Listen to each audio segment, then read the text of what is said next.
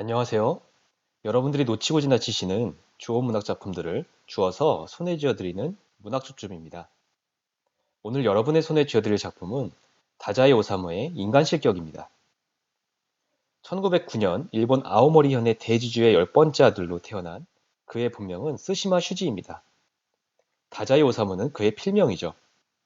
대지주의 아들로서 어려서부터 여러 명의 유머의 손을 거치며 자라난 그는 정서불안이 있었다고 하는데요.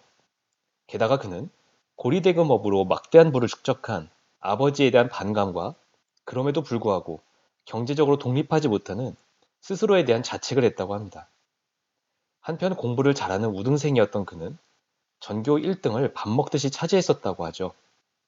17살 때부터 작가의 꿈을 꾼 그는 제2차 세계대전에서 패전한 전후 일본인들의 허망한 마음을 잘 반영한 작품들을 썼습니다. 그러면서도 그는 허무주의와 염세주의에 빠져 술과 마약에 찌든 생활을 했었다고 하는데요. 결국 그는 39살의 젊은 나이에 자살로 삶을 마감하고 맙니다. 인간 실격은 다자이 오사무의 대표작이면서 그의 삶을 철저하게 반영한 자전적 소설인데요. 1948년에 완성된 작품으로서 일본 전후 시대를 대표하는 소설로 자리매김했습니다. 이 작품은 주인공인 오바요조라는 남자의 세 편의 수기라는 형태로 쓰여져 있는데 오바요조의 삶은 작가인 다자이 오사무의 삶을 그대로 베껴놓은 듯이 닮아 있습니다. 작가의 염세주의와 허무주의가 너무나 잘 녹아 있어 이 작품의 분위기 역시 시종일관 음침하고 답답하죠. 패전 이후 일본인들의 삶과 현실의 인식이 이토록 처절했었나 하는 생각이 들 정도입니다. 그럼 이 작품 인간 실격을 손에 쥐고 함께 읽어보도록 하겠습니다. 이 작품의 주요 등장인물들을 소개하겠습니다. 아까 말씀드린 대로 이 작품의 주인공은 오바요조라는 남자입니다. 오바요조는 평생에 두 명의 친구를 사귀게 되는데 중학교 시절에 만난 다케이치라는 남자와 고등학교 시절에 만난 호리키라는 남자입니다. 호리키는 미술을 전공하는 대학생으로 오바요조보다는 6살이 많죠. 한편 미남이었던 오바요조는 여자 관계도 복잡했는데요. 그는 스네코, 시즈코, 요시코라는 이름의 여자들과 깊은 관계를 가지게 됩니다. 이렇게 6명이 이 작품의 주요 인물들입니다. 인간 실격의 주요 줄거리를 소개하도록 하겠습니다. 이 작품은 액자식 구성을 가지고 있는데요. 화자인 나가 주인공인 오바요조의 세 편의 수기를 읽는 형식으로 주인공의 삶을 보여주고 있습니다. 화자인 나는 어느 날 세 장의 사진을 보게 되는데요. 세 장의 사진 모두 한 남자를 찍은 사진입니다. 나는 왠지 모르게 사진 속 남자의 표정이나 자세가 너무나도 기괴하다고 느끼면서 사진 속 남자인 오바요조의 수기가 시작됩니다.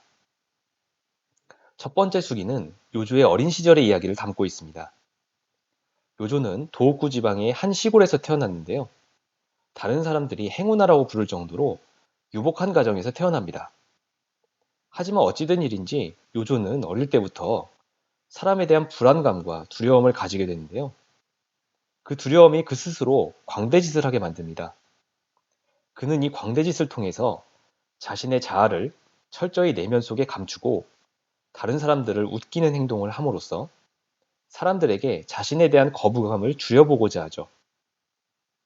두 번째 수기는 시간이 흘러 그가 중학생이 된 때의 이야기를 담고 있습니다. 요조는 중학생이 되어서도 여전히 그 광대짓을 계속하는데 그로 인해 학교에서 장난꾸러기로 알려지게 되죠.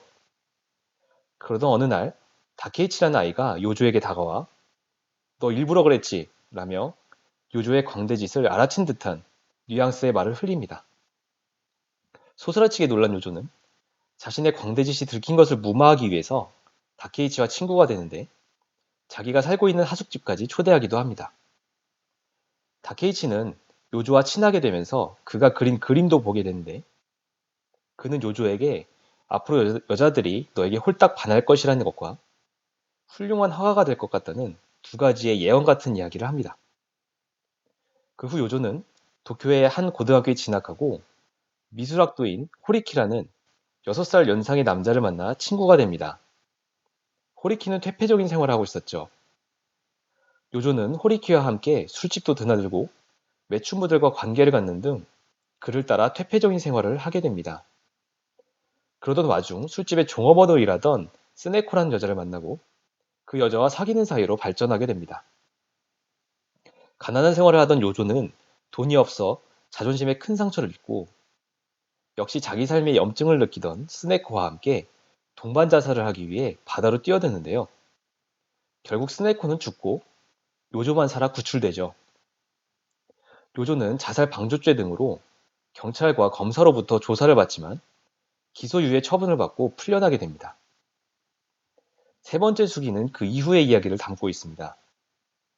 요조는 동반 자살 미수 사건으로 인해 고등학교에서 퇴학을 당하고 무명의 만화가가 되어 생계를 유지하고 있습니다.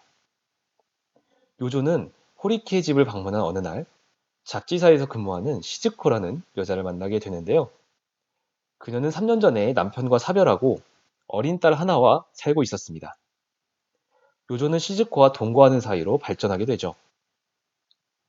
호리키는 가끔씩 시즈코의 집에 요조를 찾아와 돈을 빌리면서 요조에게 여성 편력을 끊어내지 않으면 세상으로부터 매장될 거라며 충고를 합니다. 요조는 어느 날 시즈코와 딸이 하는 행복한 대화를 엿듣고 자신이 없으면 두 사람이 더 행복할 거라고 생각하고 그곳을 떠납니다. 요조가 다시 정착한 곳은 교바시의 한 스탠드바였습니다. 그는 근처 담배가게 아가씨인 요시코를 만나게 되고 그녀와 동거하는 사이가 되는데요. 그러던 어느 날 그는 요시코가 다른 남자에게 성폭행을 당하는 장면을 목격하지만 아무것도 하지 못하는 자신을 발견합니다. 삶에 대한 요조의 괴로움은 결과적으로 알코올 중독과 마약 중독으로 이어지게 되고 그는 결국 정신병원에 입원하게 되는데요. 요조는 그것을 인간 실격의 낙인이라고 생각합니다. 여기까지 수기를 읽은 화자는 교바시 스탠드바에 마담을 찾아 오바요조의 생존 여부를 묻는데 그녀는 그의 생존 여부를 알 수 없다고 하며 소설은 마무리됩니다. 참 우울하고 음울한 이야기인데요. 이제 인간 실격에 대한 감상평을 공유하도록 하겠습니다. 먼저 오바요조의 광대짓의 의미를 생각해 볼까 합니다. 광대짓의 의미를 알기 위해서는 왜 요조가 광대짓을 시작했는지 알아야 할 것 같은데요. 요조는 자신이 세상 사람들과 다를지 모른다는 두려움 때문에 자신의 자아를 내놓지 못하고 깊숙이 숨기게 됩니다.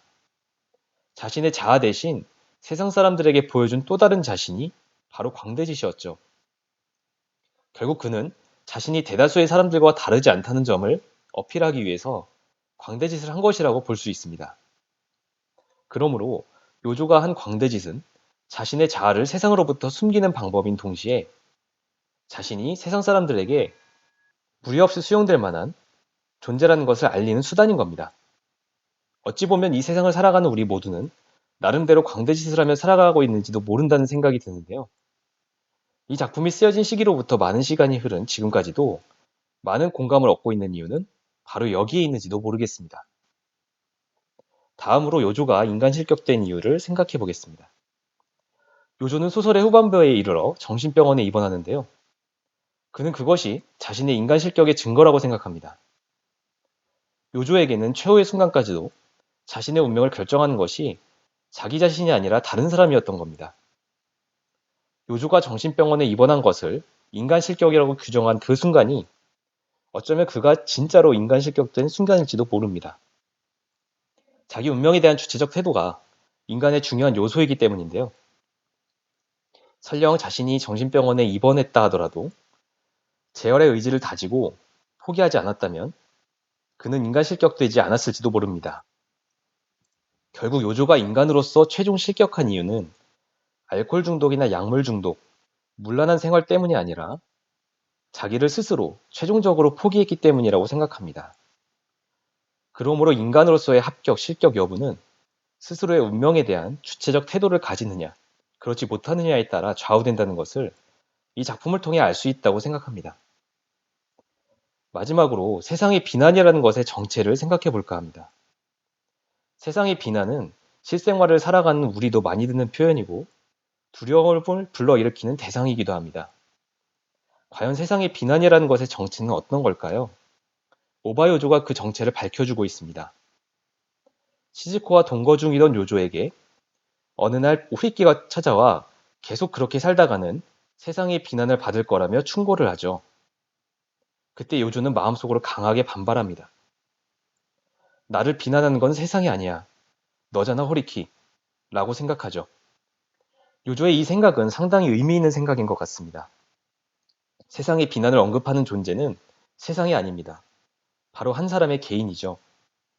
그가 이야기하는 세상의 비난의 세상이란 결국 그 자신이 인식하는 세상일 뿐입니다. 자기가 비난하고 싶을 때 세상을 언급하여 그 뒤에 숨어 비난하는 것이죠. 결국 우리가 다른 사람을 비난하거나 다른 사람에게 비난받을 때 그 비난의 잣대는 결국 개인적인 것임을 인정해야 한다는 것을 이 작품을 통해서 느낄 수 있습니다. 여기까지 인간 실격 줍줍이었는데요. 이 작품은 짧은 편에 속하지만 너무 무거운 내용을 담고 있어서 밀도가 상당한 작품입니다. 각오를 단단히 하시고 읽어보시는 게 좋겠습니다. 지금까지 문학 줍줍이었습니다. 다시 다른 영상으로 또 만나 뵙겠습니다. 감사합니다.